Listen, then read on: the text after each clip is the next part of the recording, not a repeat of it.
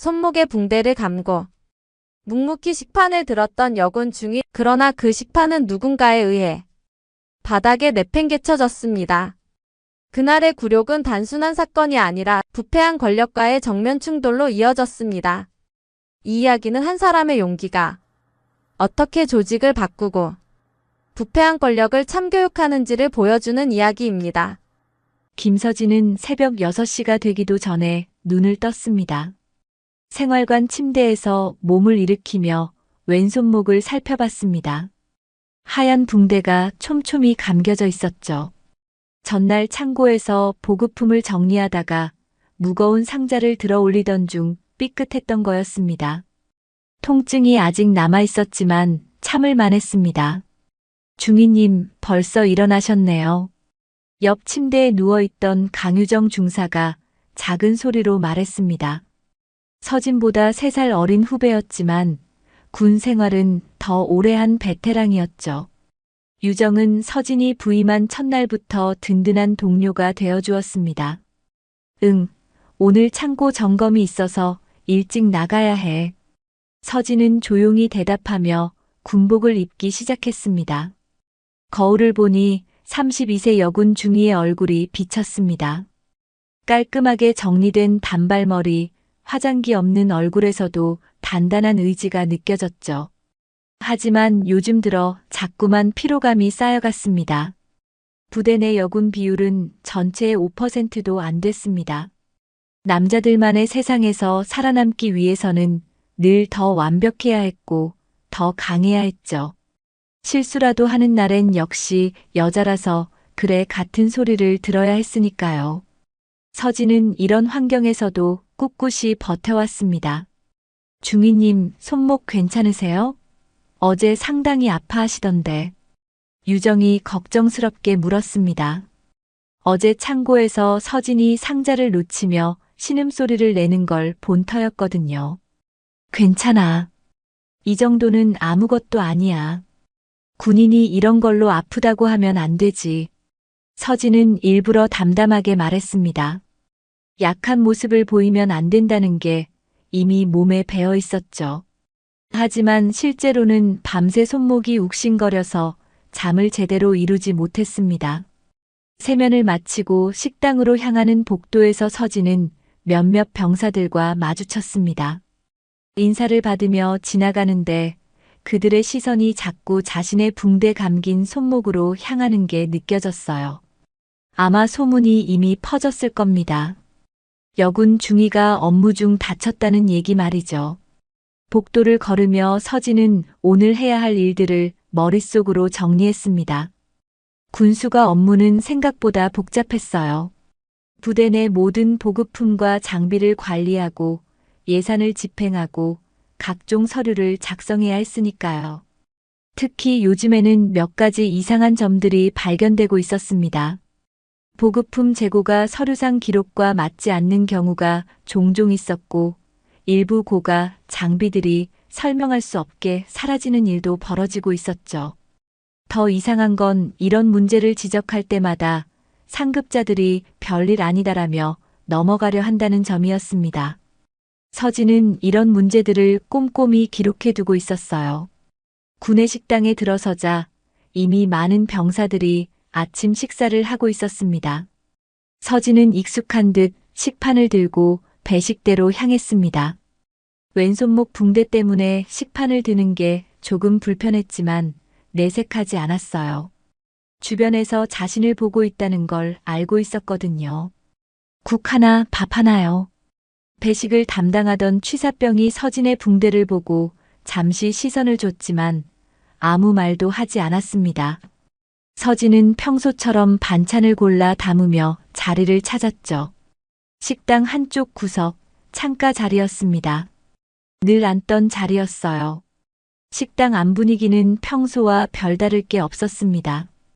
병사들의 웃음소리, 수저 부딪히는 소리, 이런저런 대화 소리들이 섞여 있었어요. 하지만 서진은 늘 느끼고 있었습니다.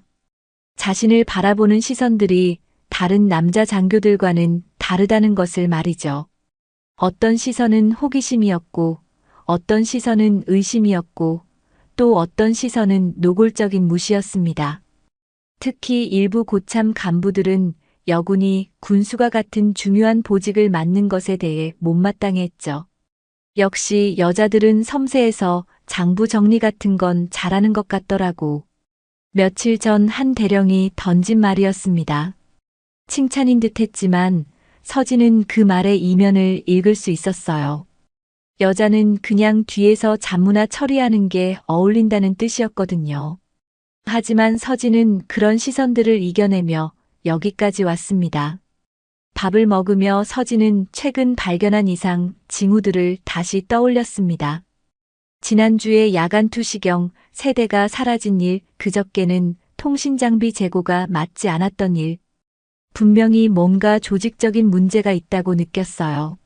하지만 이걸 누구에게 보고해야 할지 고민이었습니다. 이런 걸 괜히 문제 삼으면 부대 분위기만 나빠진다. 직속 상관인 대령의 말이었습니다. 하지만 서진은 포기할 수 없었어요. 군인으로서의 책임감이 허락하지 않았거든요. 설령 자신이 미움받는 일이 있더라도 말입니다. 따뜻한 국물을 떠먹으며 서진은 오늘 일정을 다시 한번 점검했습니다. 오전에는 삼창고 점검, 오후에는 차량 정비 현황 확인, 저녁엔 내일 있을 감사 준비 서류를 정리해야 했어요. 손목이 아팠지만 일정을 미룰 수는 없었습니다. 이 정도 부상으로 업무에 지장을 준다면 군인 자격이 없다.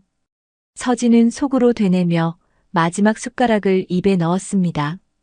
평범한 하루의 시작이었습니다. 하지만 서진은 아직 몰랐죠. 오늘이 자신의 군 생활을 완전히 뒤바꿔 놓을 날이 될 거라는 것을, 그리고 지금 이 평화로운 식당이 곧 전쟁터가 될 거라는 것을 말입니다. 서진이 마지막 숟가락을 입에 넣으려던 바로 그 순간, 식당 입구에서 웅성거리는 소리가 들려왔습니다. 병사들이 하나둘씩 자리에서 일어서기 시작했어요. 서진도 고개를 돌려 입구를 바라봤습니다. 박문석 준장이 식판을 들고 들어오고 있었습니다. 50대 후반의 사단장은 언제나처럼 위압적인 분위기를 풍기며 식당 안을 훑어봤어요. 그의 등장과 함께 식당 안 공기가 순식간에 얼어붙었습니다. 차렷! 누군가의 외침과 함께 식당 안 모든 장병들이 일제히 자리에서 벌떡 일어났습니다. 서진도 반사적으로 일어나 거수 경례를 했어요. 하지만 박문석의 시선은 이미 그녀를 향해 있었습니다. 정확히는 그녀의 왼손목에 감긴 하얀 붕대를 향해서 말이죠. 박문석은 배식을 받지도 않고 곧장 서진에게 걸어왔습니다. 구두 소리가 식당 바닥에 딱딱 울려 퍼졌어요. 주변 병사들은 숨을 죽이며 상황을 지켜봤습니다. 김서진 중위. 차가운 목소리였습니다. 서진은 등줄기가 서늘해지는 걸 느꼈지만 표정은 굳건히 유지했어요. 예, 사단장님. 저게 뭐야? 박문석이 턱으로 서진의 붕대를 가리켰습니다. 그의 눈에는 분노가 가득했어요. 마치 서진이 무슨 큰 잘못을 저지른 것처럼 말입니다. 업무 중 부상을 당해서. 서진이 설명하려던 순간 박문석이 큰 소리로 끼어들었습니다. 부상? 여군이 부상을 당해? 그래서 지금 붕대를 감고 앉아서 밥을 먹고 있는 거야? 목소리가 점점 커졌습니다. 식당 앞 모든 사람들이 이 상황을 지켜보고 있었어요. 서진은 얼굴이 달아오르는 걸 느꼈지만 침착하게 대답하려 했습니다. 사소한 부상이라 업무에는 지장이 없습니다. 치료를 받으면서 사소한 부상이라고? 그런 몰골로 군인이라고 할 수 있어? 박문석의 목소리가 식당 전체에 울려 퍼졌습니다. 옆자리에 앉아있던 유정 중사가 불안한 표정으로 서진을 바라봤어요. 다른 병사들도 마찬가지였습니다. 모두들 무슨 일이 일어날지 모른 채 긴장하고 있었죠. 군인이 부상을 핑계로 나약한 모습을 보이면 안 된다고 몇 번을 말했어. 특히 여군이라면 더더욱. 박문석이 한 걸음 더 다가왔습니다. 서진과의 거리가 불과 반 미터도 안 됐어요. 그의 숨소리까지 들릴 정도였습니다. 서진은 어떻게 대답해야 할지 몰랐습니다. 사실 붕대는 의무실에서 권했던 거였고 업무에도 별 지장이 없었거든요. 하지만 사단장 앞에서 변명처럼 들릴 말을 할 수는 없었어요. 사단장님, 저는 닥쳐. 박문석이 소리를 질렀습니다. 서진의 말을 아예 들으려 하지도 않았어요. 그리고는 갑자기 서진의 식판에 손을 뻗었습니다. 이런 몰골로 밥을 먹을 자격이 있다고 생각해? 그 순간 박문석이 서진의 식판을 그대로 빼앗아 버렸습니다. 서진은 깜짝 놀라 몸을 뒤로 빼려 했지만 이미 늦었어요. 쾅! 박문석이 식판을 바닥에 내던졌습니다. 플라스틱 식판이 바닥에 떨어지며 큰 소리가 났어요. 국물이 사방으로 튀어오르고 밥과 반찬들이 바닥에 흩어졌습니다. 식당 안이 완전한 정적에 빠졌습니다. 숟가락 떨어지는 소리조차 들리지 않았어요. 모든 병사들이 숨을 죽인 채 이 상황을 지켜봤습니다. 서진은 바닥에 엎어진 자신의 식사를 내려다봤습니다. 아까까지 따뜻하게 먹고 있던 국과 밥이 차가운 바닥에 뒹굴고 있었어요. 국물이 자신의 군화까지 튀어 올라와 있었습니다. 이게 군인다운 모습이야? 부상 핑계대고 나약한 모습 보이면서 박문석이 계속해서 소리를 질렀습니다. 하지만 서진의 귓가에는 그 말들이 멀리서 들리는 것 같았어요. 온몸이 떨렸지만 겉으로는 티를 내지 않으려 했습니다. 앞으로 이런 몰골로는 식당에 얼씬도 하지 마. 박문석이 마지막으로 한마디를 던지고는 돌아서서 나가버렸습니다. 그의 발걸음이 점점 멀어져 가고 식당 문이 닫히는 소리가 들렸어요. 그제야 식당 안에 있던 병사들이 하나둘씩 움직이기 시작했습니다. 하지만 아무도 서진에게 다가오지는 않았어요. 모두들 어떻게 해야 할지 모르는 표정이었습니다. 서진은 여전히 바닥에 흩어진 음식을 내려다보며 서 있었습니다. 왼손목이 욱신거렸지만 그보다 가슴이 더 아팠어요. 수치심과 분노가 동시에 밀려왔습니다. 중위님, 유정 중사가 조심스럽게 다가왔습니다. 하지만 서진 격까지 오지는 못하고 망설이고 있었어요. 다른 병사들의 시선이 부담스러웠을 겁니다. 서진은 고개를 들어 주변을 둘러봤습니다. 몇십 명의 병사들이 자신을 바라보고 있었지만 그 누구도 입을 열지 않았어요. 동정의 시선도 있었고 당황한 시선도 있었고 심지어 재미있어 하는 듯한 시선도 있었습니다. 괜찮다. 서진이 작은 목소리로 말했습니다. 자신에게 하는 말인지 유정에게 하는 말인지 모를 정도로 작은 목소리였어요. 서진은 바닥에 떨어진 휴지를 주워들고 무릎을 꿇었습니다. 흩어진 밥알들을 하나하나 주워 담기 시작했어요. 국물로 젖은 바닥을 닦으며 마음도 함께 정리하려 했습니다. 이것이 시작이었습니다. 서진의 길고 험난한 싸움의 첫 번째 라운드가 막 끝난 거였어요. 하지만 서진은 아직 몰랐습니다. 이 사건이 단순한 모욕이 아니라 훨씬 더 큰 무언가의 시작이라는 것을 말이죠. 서진이 바닥에 음식 찌꺼기를 다 치우고 일어선 것은 한참 뒤였습니다. 식당 안 병사들은 대부분 자리를 떠났고 몇몇만이 멀찍이서 상황을 지켜보고 있었어요. 서진의 무릎에는 국물 자국이 선명하게 남아 있었습니다. 중위님 괜찮으세요? 유정 중사가 마침내 용기를 내어 다가왔습니다. 하지만 목소리는 여전히 떨리고 있었어요. 괜찮다고 했잖아. 서진의 목소리는 평소보다 훨씬 차갑게 들렸습니다. 하지만 유정은 포기하지 않았어요. 중위님 정말 이상해요. 사단장님이 왜 갑자기 저러시는지. 갑자기 서진이 유정을 쳐다봤습니다. 그 순간 유정의 표정이 미묘하게 변했어요. 뭔가 말하고 싶지만 망설이는 듯한 표정이었습니다. 유정아, 뭔가 알고 있는 거야? 서진이 직접적으로 물었습니다. 유정은 잠시 주위를 둘러본 뒤 서진에게 더 가까이 다가왔어요. 중위님, 여기서는 안 돼요. 나중에 생활관에서 얘기해요. 그날 저녁 생활관에서 유정이 털어놓은 이야기는 서진을 충격에 빠뜨렸습니다. 중위님이 요즘 보급품 재고 조사하시잖아요. 그것 때문인 것 같아요. 무슨 소리야? 그냥 정상적인 업무 절차인데? 아니에요. 제가 들은 얘기로는 사단장님이 그 일과 연관되어 있다는 소문이 돌고 있어요. 서진은 순간 숨이 막혔습니다. 지난 몇 달간 자신이 발견한 이상한 점들이 머릿속에 스쳐 지나갔어요. 사라진 장비들, 맞지 않는 재고, 그리고 상급자들의 미온적인 반응. 정확히 어떤 소문이야? 말하기가 너무 위험해요. 하지만 분명한 건 중위님이 조사를 계속하면 더 큰 일이 생길 거라는 거예요. 서진은 침묵했습니다. 하지만 마음속으로는 이미 결정을 내리고 있었어요. 더 파헤쳐 봐야겠다고 말입니다. 다음 날 아침 서진은 일찍 일어나 창고로 향했습니다. 어제 일로 인해 오히려 의지가 더 단단해졌어요. 3번 창고에서 야간 투시경 재고를 다시 점검하던 중 뜻밖의 발견을 했습니다.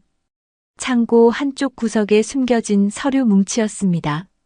공식 장부에 없는 출고 기록들이었어요. 그리고 그 서류에는 박문석 사단장의 사인이 선명하게 찍혀 있었습니다. 이게 뭐지? 서진이 서류를 자세히 살펴보던 순간 뒤에서 발소리가 들렸습니다. 돌아보니 박문석 사단장이 서 있었어요. 혼자가 아니었습니다. 몇 명의 간부들이 함께 있었죠. 김서진 중위, 여기서 뭐 하는 거야? 박문석의 목소리는 어제보다 더 차가웠습니다. 서진은 재빨리 서류를 뒤로 숨겼지만 이미 늦었어요. 창고 점검 중입니다. 점검? 그래서 남의 서류를 뒤지고 다니는 거야? 박문석이 한 걸음씩 다가왔습니다. 서진은 뒤로 물러날 곳이 없었어요. 창고 벽에 등이 닿았습니다. 이 서류가 뭔지 아세요? 서진이 용기를 내어 물었습니다. 박문석의 얼굴이 순간적으로 일그러졌어요. 감히 사단장한테 따지는 거야? 내가 뭔데? 군인으로서 당연한 의무를 다하는 것뿐입니다. 서진이 목소리를 높였습니다. 그 순간 박문석이 서진에게 더 가까이 다가왔어요. 의무? 여자가 무슨 의무를 다한다는 거야? 너 같은 년이 여기서 뭘 할 수 있다고 생각해? 박문석의 말은 점점 더 거칠어졌습니다. 함께 온 간부들도 서진을 애워쌌어요. 사단장님, 이건 명백한 부정행위입니다. 이 서류들을 보면 닥쳐. 내가 뭘 받든 상관없어. 어차피 아무도 믿지 않을 테니까. 박문석이 비웃었습니다. 그리고는 갑자기 서진의 손에서 서류를 빼앗았어요. 이런 것들은 애초에 존재하지 않았어. 알겠어? 박문석이 서류를 찢어버렸습니다. 조각난 종이들이 바닥에 흩어졌어요. 증거를 인멸하시는 거군요. 서진이 침착하게 말했습니다. 박문석의 얼굴이 붉어졌어요. 증거? 무슨 증거? 여기 누가 내 편을 들어줄 것 같아? 박문석이 주위의 간부들을 돌아봤습니다. 그들은 모두 고개를 숙이고 있었어요. 김서진, 너 지금부터 내 말 잘 들어. 이런 짓 그만두고 조용히 지내. 아니면 뭐요? 서진이 당당하게 맞섰습니다. 박문석은 잠시 당황한 듯 했지만 곧 더 위험한 표정을 지었어요. 아니면 내 군 생활이 끝나는 거야. 아니, 내 인생이 끝날 수도 있고. 노골적인 협박이었습니다. 하지만 서진은 굴복하지 않았어요. 협박하시는 건가요? 협박? 이건 충고야. 여자가 남자들 세상에서 잘못 건드리면 어떻게 되는지 몰라서 그러나 박문석의 말은 점점 더 저급해졌습니다. 함께 온 간부들도 불편한 표정을 짓기 시작했어요. 사단장님, 이건 너무... 한소령이 조심스럽게 말하려 했지만 박문석이 그를 제지했습니다. 너도 입 다물어. 인연이 우리 부대를 망치려고 하는데 가만히 있을 거야? 상황이 점점 험악해졌습니다. 서진은 창고 밖으로 나가려 했지만 간부들이 길을 막았어요. 어디 가려고? 아직 얘기 안 끝났어. 박문석이 서진의 팔을 잡았습니다. 그 순간 서진의 손목 붕대가 풀어졌어요. 다시 아픈 곳을 건드린 거였습니다. 아! 서진이 작은 신음을 내뱉었습니다. 박문석이 비웃었어요. 아프지? 이런 몸으로 무슨 군인 노릇을 하려고 해? 차라리 집에 가서 애나 봐. 그 순간 서진의 눈에 눈물이 맺혔습니다. 분노의 눈물이었어요. 절대 포기하지 않을 거예요. 진실은 언젠가 드러날 테니까. 서진이 마지막으로 한마디를 던지고는 창고를 빠져나갔습니다. 뒤에서 박문석의 욕설이 들려왔지만 돌아보지 않았어요. 그날 밤 서진은 결심했습니다. 이 모든 것을 기록하고 증거를 모아서 반드시 진실을 밝혀내겠다고 말입니다. 창고에서 돌아온 서진은 곧바로 자신의 사무실로 향했습니다. 손목은 다시 욱신거렸지만 아픔보다는 분노가 더 컸어요. 서랍 깊숙한 곳에서 작은 녹음기를 꺼냈습니다. 앞으로는 모든 대화를 녹음해두기로 마음먹었거든요.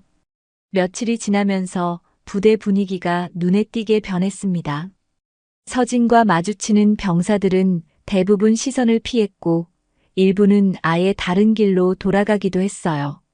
하지만 더 놀라운 건 휴대폰으로 찍힌 영상이 부대 내에서 은밀히 돌고 있다는 사실이었습니다. 중위님, 큰일 났어요. 유정 중사가 다급하게 달려왔습니다. 손에는 자신의 휴대폰을 들고 있었어요. 무슨 일이야? 식당에서 일어난 일.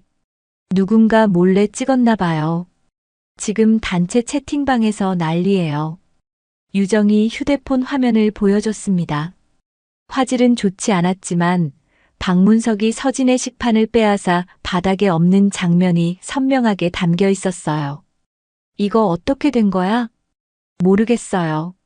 하지만 벌써 몇백 명이 봤을 거예요. 댓글들도. 유정이 말을 흐렸습니다. 서진이 휴대폰을 받아 댓글들을 읽어봤어요. 여군 주제에 건방지게 굴더니 혼나는구나. 사단장님 잘하셨다. 저런 년들 때문에 부대가 망가져. 불쌍하긴 하지만 뭔가 이유가 있었을 거 아냐? 이거 너무 심한 거 아님? 아무리 그래도. 의견이 완전히 갈렸습니다. 서진을 동정하는 목소리도 있었지만 더 많은 사람들이 박문석의 편을 들고 있었어요. 중위님, 이거 외부로 나가기 전에 뭔가 조치를 취해야 하는 거 아니에요?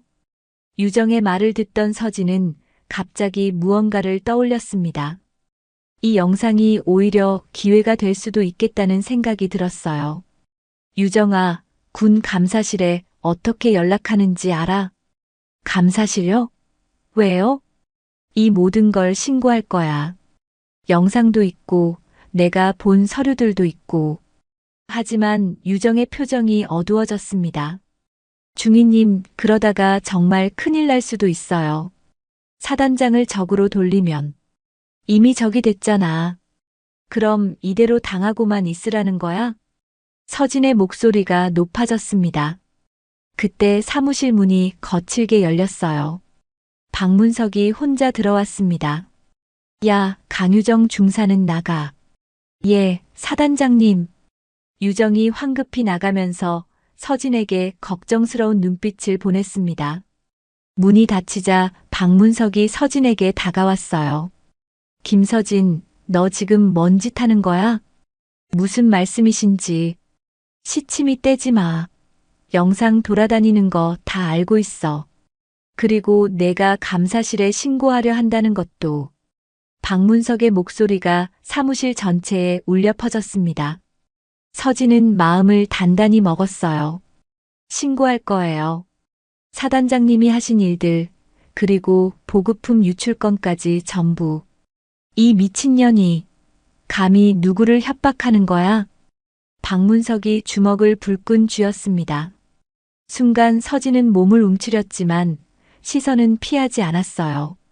협박이 아니라 정당한 신고입니다. 정당한 신고라고? 너 같은 년이 뭘 안다고? 이 부대가 어떻게 돌아가는지나 알고 떠드는 거야? 박문석이 책상을 쾅 하고 쳤습니다. 서진의 컴퓨터가 흔들렸어요. 알아요. 그래서 더 신고해야 하는 거죠. 야, 김서진. 너 지금 내 말 듣고 있는 거야? 내가 누군지 알아? 박문석 사단장님이시죠. 서진이 침착하게 대답했습니다. 하지만 박문석은 이 대답이 마음에 들지 않았나 봅니다. 사단장님이라고? 그럼 사단장한테 이런 식으로 대하는 게 맞다고 생각해? 존경받을 만한 사단장이라면 존경하겠습니다. 그 순간 박문석의 얼굴이 완전히 일그러졌습니다. 이 건방진년이, 너 정말 죽고 싶어 하는구나. 박문석이 서진에게 한 발짝 더 다가왔습니다. 이제 둘 사이의 거리는 불과 30cm도 안 됐어요. 협박하시는 건가요? 그것도 녹음하고 있는데. 서진이 책상 위에 놓인 작은 녹음기를 가리켰습니다. 박문석의 눈이 커졌어요. 뭐? 녹음을? 이 미친년이 정말. 박문석이 녹음기를 집으려 했지만 서진이 재빨리 가져갔습니다. 이미 백업해뒀어요. 클라우드에도 올려뒀고요. 너 정말 죽고 싶구나. 좋아, 그럼 끝까지 가보자. 박문석이 휴대폰을 꺼냈습니다. 어디론가 전화를 걸기 시작했어요. 여보세요? 저 박문석입니다. 네, 김서진 중위권인데요. 네, 당장 조치를 취해주세요. 전화를 끊은 박문석이 서진을 보며 비웃었습니다. 김서진, 너 이제 끝이야. 1시간 안에 내 전출 명령이 떨어질 거다. 전출이요? 그것도 아주 좋지 않은 곳으로 말이야. 변방 부대 중에서도 가장 험한 곳. 서진은 순간 어지러움을 느꼈습니다. 하지만 굴복할 수는 없었어요. 그래도 신고는 할 거예요. 신고? 누가 내 말을 믿을 것 같아? 상부에는 이미 내 사람들이 있어. 내가 아무리 떠들어봐야 소용없다고. 박문석이 문 쪽으로 걸어가면서 마지막으로 한마디 더 던졌습니다. 아, 그리고 강유정 중사도 내일부터 다른 부대로 전출이야. 너랑 엮이지 말라고 했는데 말을 안 듣더라고. 유정이는 왜요? 아무 잘못도 없는데. 내가 끌어들인 거잖아. 동료까지 망치고 싶었으면 성공한 거네. 문이 쾅 하고 닫혔습니다.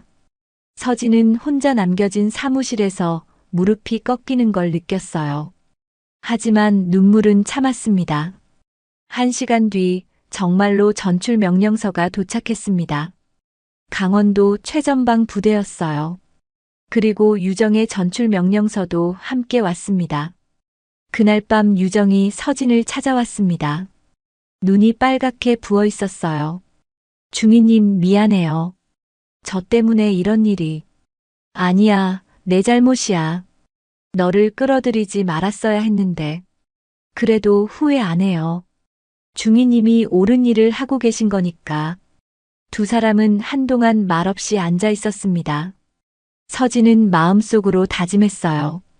설령 변방으로 쫓겨나더라도 반드시 진실을 밝혀내겠다고 말입니다. 전출 명령서를 받은 지 사흘이 지났습니다. 서진은 마지막 희망을 걸고 군 감사실에 정식 신고서를 제출했어요. 박문석의 부정행위와 자신이 당한 모욕, 그리고 수집한 모든 증거들을 첨부해서 말입니다. 하지만 응답은 차가웠습니다. 김서진 중위님 신고건은 검토 후 연락드리겠습니다. 감사실 담당자의 말은 형식적이었어요. 마치 이미 결과가 정해진 듯한 톤이었습니다. 그날 오후 서진은 마지막으로 창고 정리를 하고 있었습니다. 내일이면 강원도로 떠나야 했거든요. 혼자서 상자들을 옮기다가 다시 손목이 아팠지만 참았습니다. 이제 아무도 도와주는 사람이 없었으니까요. 중위님, 유정이 헐레벌떡 뛰어왔습니다. 얼굴이 창백했어요. 왜 그래? 무슨 일이야? 감사실에서 연락 왔어요. 조사 중단한다고. 서진의 손에서 상자가 떨어질 뻔했습니다. 뭐라고?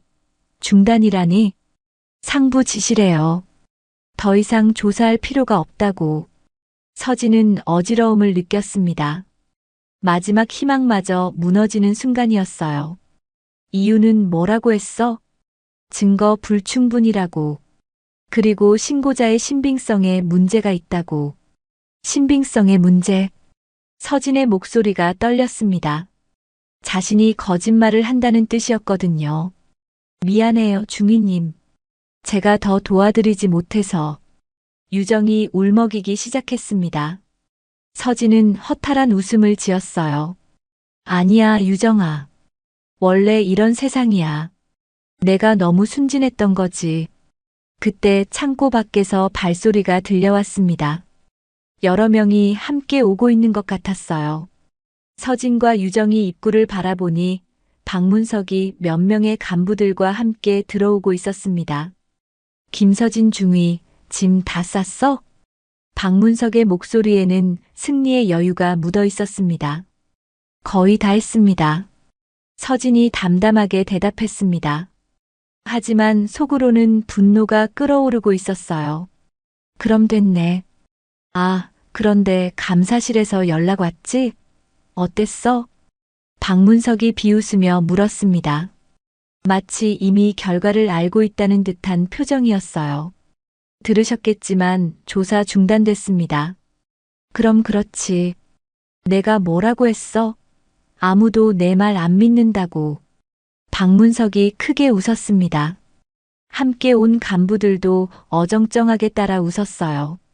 하지만 진실은 변하지 않습니다. 서진이 조용히 말했습니다. 박문석의 웃음이 멈췄어요. 진실? 무슨 진실? 내가 혼자 지어낸 얘기 말고 사단장님께서 보급품을 빼돌리신 것, 그리고 저에게 모욕을 주신 것 모두 사실입니다. 이 미친년이 아직도. 박문석이 서진에게 다가왔습니다. 서진은 한 발짝 뒤로 물러났지만 곧 창고 벽에 등이 닿았어요. 좋아, 그럼 내가 확실하게 가르쳐주지. 이 세상이 어떻게 돌아가는지 말이야. 박문석이 휴대폰을 꺼내 또 다른 전화를 걸었습니다. 여보세요? 김서진 중위권인데요. 네, 정신적 문제가 있는 것 같습니다. 피해망상증 같은. 네, 그렇게 처리해 주세요. 서진은 소름이 돋았습니다. 자신을 정신병자로 몰아가려는 거였어요. 그렇게까지 하실 거예요? 그렇게까지? 아직 시작도 안 했어. 김서진, 너 앞으로 어떻게 될지 알아? 박문석이 서진의 귀에 속삭였습니다. 강원도 가서도 편하게 지낼 생각하지 마. 내 손은 전국에 다 뻗어 있거든. 내가 어디를 가든 지옥으로 만들어줄 테니까. 왜 이렇게까지 하시는 거예요? 제가 뭘 잘못했다고. 잘못했다고? 내 존재 자체가 잘못이야. 여자 주제에 남자들 세상에서 까불고 다니니까 이런 일이 생기는 거지. 박문석의 말은 점점 더 저급해졌습니다. 함께 온 간부들도 고개를 숙이며 불편해했어요. 사단장님, 이 정도면. 한 소령이 말하려 했지만 박문석이 그를 제지했습니다. 너희들도 입 다물어. 인연이 우리 모두를 망치려고 하는데 가만히 있을 거야? 서진은 절망감에 휩싸였습니다. 아무도 자신의 편이 되어주지 않았어요. 심지어 옳다고 생각하는 사람들조차 입을 다물고 있었습니다. 김서진, 마지막으로 기회를 줄게. 지금이라도 사과하고 모든 걸 포기해. 그럼 강원도 대신 다른 곳으로 보내줄 수도 있어. 박문석이 마지막 제안을 했습니다. 하지만 서진은 고개를 저었어요. 사과할 일은 없습니다. 제가 한 건 정당한 일이니까요. 정당한 일이라고? 좋아. 그럼 끝까지 가보자. 너 이제 정말 끝이야. 박문석이 돌아서며 마지막으로 한마디 더 던졌습니다. 아, 그리고 내 신고서 이미 상부에서 묻어버렸어. 애초에 접수도 안 된 거나 마찬가지지. 강유정 중사도 내일 전출 가고 너도 모레면 여기서 사라져. 그럼 이 모든 게 없던 일이 되는 거야. 문이 닫히고 서진은 혼자 남았습니다. 무릎에 힘이 풀려 주저앉았어요. 그동안 쌓아온 모든 것이 한순간에 무너지는 기분이었습니다. 하지만 포기할 수는 없었습니다. 설령 혼자가 되더라도, 설령 모든 세상이 등을 돌리더라도 말입니다. 서진은 떨리는 손으로 휴대폰을 꺼냈어요. 마지막 카드가 하나 남아 있었습니다. 서진은 떨리는 손으로 휴대폰 화면을 바라봤습니다. 통화 목록에서 한 번도 걸어본 적 없는 번호를 찾았어요. 아버지의 개인 번호였습니다. 하지만 마음속으로는 이미 포기하고 있었죠. 아버지는 지금 해외 파병 중이라고 들었거든요. 그래도 마지막 희망을 붙잡고 전화를 걸었습니다. 여보세요? 익숙한 목소리가 들려왔습니다. 서진은 순간 말문이 막혔어요. 아빠, 서진아, 무슨 일이야? 목소리가 이상하네. 아버지 김태성의 목소리는 생각보다 가까이서 들렸습니다. 해외에서 걸려오는 전화치고는 너무 선명했어요. 아빠, 지금 어디 계세요? 응, 서울이지. 어제 돌아왔어. 왜? 서진은 깜짝 놀랐습니다. 해외 파병 중이라고 들었는데 벌써 돌아오셨다니요. 아빠, 저 지금 큰일 났어요. 서진이 울먹이며 말했습니다. 그동안 참아왔던 감정들이 한꺼번에 쏟아져 나왔어요. 무슨 일인데? 천천히 말해봐. 사단장이 저한테 너무 심하게 해요. 식판도 없고 협박도 하고. 서진이 지난 며칠간 일어난 일들을 차근차근 설명했습니다. 박문석의 모욕, 보급품 유출 의혹, 그리고 감사실 조사 중단까지 모든 것을 털어놨어요. 전화 너머로 한동안 침묵이 흘렀습니다. 그리고 아버지의 목소리가 들려왔는데 평소와는 완전히 달랐어요. 박문석이라고 했지? 네. 서진아, 아빠가 해결해 줄게. 아버지의 목소리에는 서늘한 분노가 담겨 있었습니다. 서진은 처음 들어보는 아버지의 목소리에 놀랐어요. 아빠, 괜찮아요.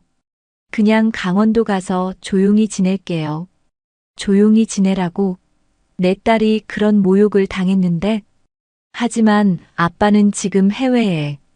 그리고 권한도. 서진아, 아빠가 누군지 너도 알잖아. 그 순간 서진은 깨달았습니다. 아버지를 단순한 파병 장교로만 생각했던 자신의 착각을 말이죠. 아빠, 설마. 응, 아빠는 현역 육군 참모총장이야. 그동안 내가 스스로 설 수 있도록 숨겨왔던 거지. 서진은 충격에 빠졌습니다. 자신의 아버지가 군 최고 위층이었다니요. 그동안 왜 말하지 않으셨는지 이해가 안 됐어요. 왜 말씀 안 하셨어요? 내가 내 딸이라는 이유로 특혜받는 걸 원하지 않았거든. 너도 그런 걸 싫어하잖아. 아버지의 말이 맞았습니다. 서진은 언제나 자신의 실력으로 인정받고 싶어 했거든요. 하지만 이번엔 다르다. 내 딸을 건드린 놈을 가만두지 않겠어. 아버지의 목소리가 점점 차가워졌습니다. 아빠, 하지만 이미 감사실에서. 감사실? 거기 책임자가 누군지 알아? 내 직속 부하야. 당장 전화해서 뒤집어 엎을게. 서진은 현실감이 사라지는 기분이었습니다. 그동안 절망적이라고 생각했던 상황이 순식간에 바뀔 수 있다니요. 아빠, 정말 괜찮을까요? 혹시 아빠한테까지 피해가 가면. 피해? 서진아, 지금 누가 누구한테 피해를 줄 수 있다고 생각하는 거야? 아버지가 웃었습니다. 하지만 그 웃음은 따뜻하지 않았어요. 박문석 그놈, 내가 직접 처리하마. 전화를 끄는 서진은 한동안 멍하니 서 있었습니다. 유정이 조심스럽게 다가왔어요. 중이님, 무슨 일이에요? 아버님이 뭐라고? 서진은 유정에게 모든 것을 설명했습니다. 유정의 눈이 점점 커졌어요. 정말요? 참모 총장님이 아버님이세요? 응. 나도 방금 알았어. 그럼 이제 모든 게 해결되는 거네요. 유정이 기뻐했지만 서진의 마음은 복잡했습니다. 결국 아버지의 힘을 빌려야 하는 상황이 된 거였거든요. 1시간 뒤 서진의 휴대폰이 울렸습니다. 서진아, 아빠야. 네, 아빠. 감사실에서 재조사 시작한다고 연락 왔지? 이번에는 군사경찰까지 투입될 거야. 정말로 감사실에서 연락이 와 있었습니다. 아까와는 완전히 다른 톤이었어요. 그리고 서진아, 너 강원도 전출 취소됐어. 유정 중사도 마찬가지고. 정말요? 서진은 믿기지 않았습니다. 몇 시간 만에 모든 상황이 뒤바뀐 거였어요. 응, 그리고 내일 아빠가 직접 그 부대로 갈 거야. 박문석 그놈 얼굴을 직접 보고 싶어서. 아버지의 목소리에는 살기가 돌고 있었습니다. 아빠, 너무 과하게 하지는 마세요. 과하게? 서진아, 아빠는 지금 화가 머리 꼭대기까지 났어. 내 딸이 그런 모욕을 당했는데 가만히 있을 것 같아? 서진은 처음으로 안도감을 느꼈습니다. 하지만 동시에 걱정도 됐어요. 아버지가 너무 감정적으로 행동할까 봐서 말입니다. 그날 밤 박문석은 급하게 여러 사람들에게 전화를 걸고 있었습니다. 하지만 모든 사람들이 전화를 받지 않거나 차갑게 반응했어요. 상황이 바뀐 걸 이미 눈치챈 거였습니다. 이런 젠장, 김태성이 참모 총장이었다고?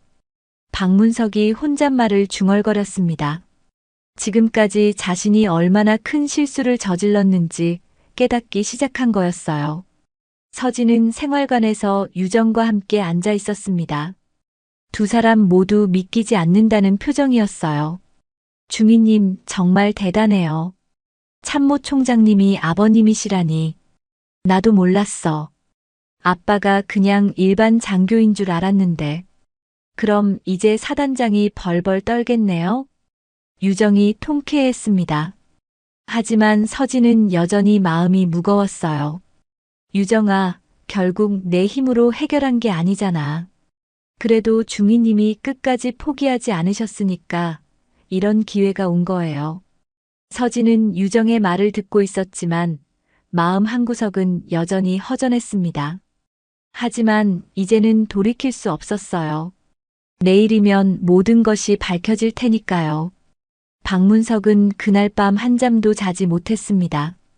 참모 총장의 딸을 건드린 자신의 어리석음을 후회하며 말입니다.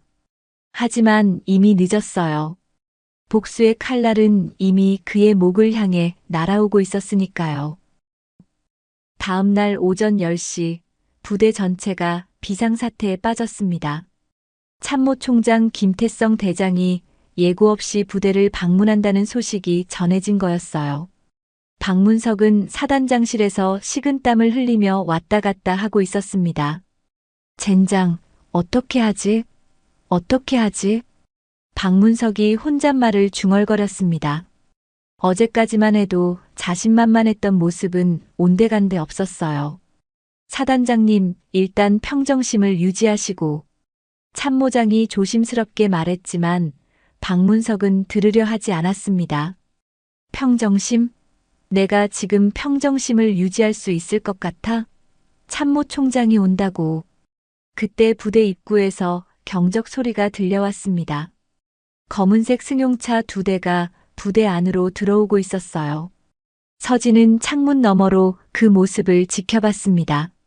첫 번째 차에서 김태성 대장이 내렸습니다. 50대 중반의 단단한 체격, 카리스마 넘치는 외모.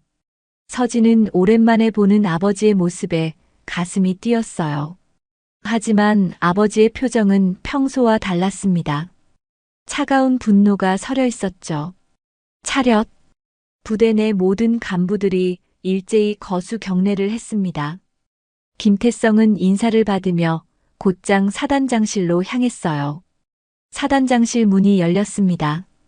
박문석이 부들부들 떨며 거수 경례를 했어요.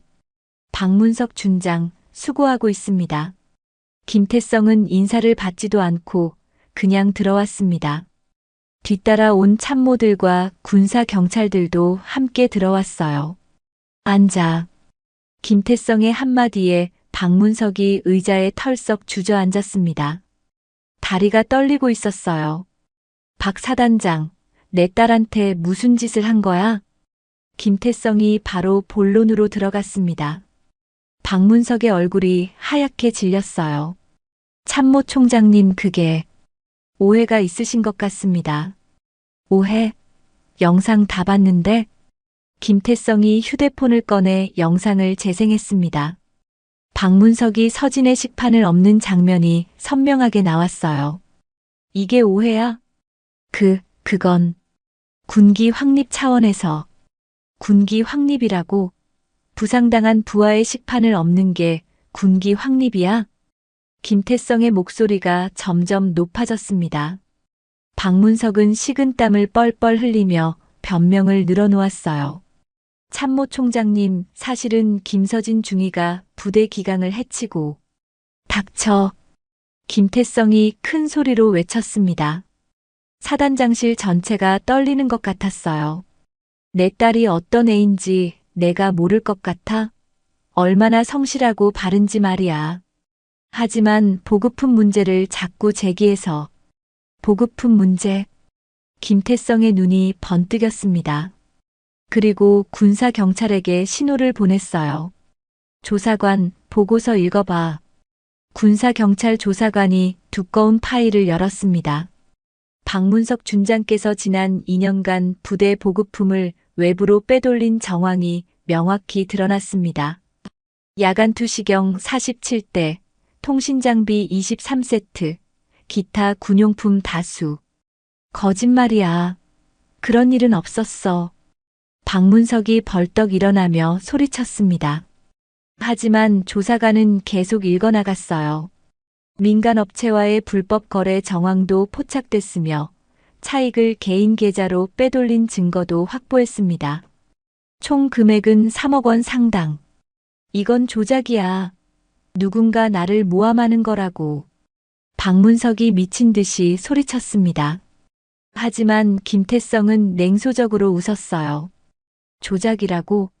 내 통장 내역까지 다 나와 있는데.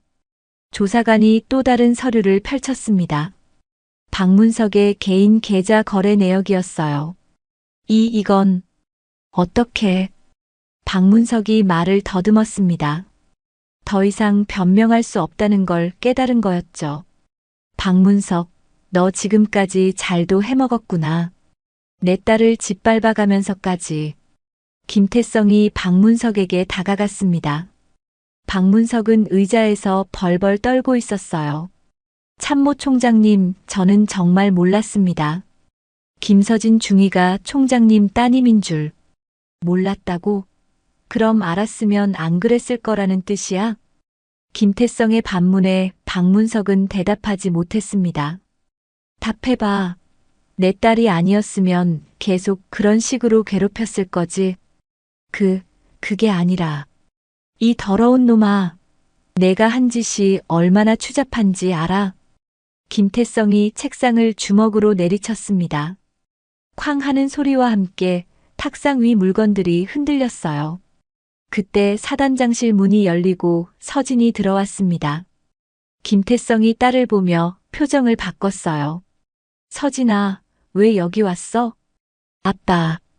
제가 직접 말하고 싶어서요. 서진이 박문석을 똑바로 바라봤습니다.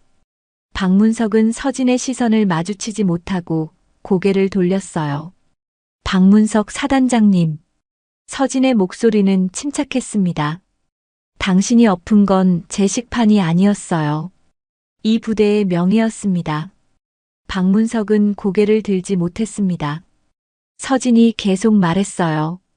그리고 당신이 훔친 건 보급품이 아니었어요. 이 부대 모든 장병들의 신뢰였습니다. 서진아. 김태성이 딸을 자랑스럽게 바라봤습니다. 서진은 마지막으로 한마디 더 했어요. 저는 여군이어서 당한 게 아니에요. 당신 같은 사람 때문에 당한 거죠. 그 순간 군사 경찰이 들어와 박문석에게 수갑을 채우기 시작했습니다. 박문석 준장, 군수품 횡령 및 배임 혐의로 체포합니다. 안 돼. 이건 말이 안 돼. 박문석이 발버둥쳤지만 소용없었습니다. 수갑이 찰칵하는 소리와 함께 채워졌어요. 참모 총장님, 저에게 한 번만 기회를. 기회? 내 딸한테 기회를 줬어? 김태성이 차갑게 말했습니다. 좋은 꼴 보기 싫으니까 빨리 끌고 나가. 박문석이 끌려나가면서 서진을 째려봤습니다. 김서진, 너 이렇게 해서 뭐가 좋아? 아빠 백으로 이긴 거 자랑스러워? 서진은 대답하지 않았습니다. 그냥 조용히 박문석이 끌려나가는 모습을 지켜봤어요. 사단장실이 조용해지자 김태성이 딸에게 다가왔습니다. 서진아, 고생 많았어. 아빠, 고마워요. 서진이 마침내 아버지 품에 안겼습니다. 그동안 참아왔던 눈물이 터져 나왔어요. 김태성은 딸의 등을 토닥이며 속삭였습니다. 이제 괜찮아. 아빠가 모든 걸 해결할게. 박문석이 체포된 지 한 달이 지났습니다. 군 법정에서 열린 재판은 전군의 관심을 끌었어요. 언론에서도 연일 이 사건을 다뤘습니다. 결국 박문석은 징역 5년을 선고받았고 군에서 불명예 제대 처분을 받았죠. 서진은 다시 군의 식당에 앉아 있었습니다. 하지만 이번에는 혼자가 아니었어요. 유정 중사가 옆자리에 앉아 있었고 다른 여군들도 함께였습니다. 분위기가 예전과는 완전히 달랐어요. 중위님 정말 대단해요. 그 무서운 박문석을 쓰러뜨리다니. 새로 부임한 여중사 이은미가 감탄하며 말했습니다. 서진은 쓴웃음을 지었어요. 내가 쓰러뜨린 게 아니야. 아버지가 해결해 주신 거지. 그래도 중위님이 끝까지 포기하지 않으셨으니까 가능했던 거잖아요. 유정이 서진을 바라보며 말했습니다. 하지만 서진의 마음은 여전히 복잡했어요. 식당 입구에서 웅성거리는 소리가 들려왔습니다. 새로 부임한 최현수 준장이 들어오고 있었어요. 40대 초반의 젊은 사단장이었습니다. 편하게 식사하십시오. 최현수가 크게 외쳤습니다. 병사들이 일어나려 하자 손짓으로 제지했어요. 예전 박문석과는 완전히 다른 모습이었습니다. 최현수는 배식을 받은 뒤 서진의 테이블 근처로 왔습니다. 김서진 중위님이시죠? 예, 사단장님. 서진이 일어나려 하자 최현수가 손으로 제지했습니다. 앉아서 드세요. 저도 같이 앉아도 될까요? 서진은 놀랐습니다. 사단장이 중위와 같은 테이블에 앉겠다는 거였어요. 물론입니다. 최현수가 서진 맞은편에 앉았습니다. 주변 병사들이 신기한 듯 바라봤어요. 중위님께서 이 부대를 구해주셨다고 들었습니다. 아닙니다. 저는 그냥, 아니에요. 용기 있는 일을 하셨어요. 쉽지 않았을 텐데. 최현수의 말에 서진은 가슴이 뭉클했습니다. 인정받는다는 느낌이었어요. 앞으로 이 부대는 달라질 겁니다.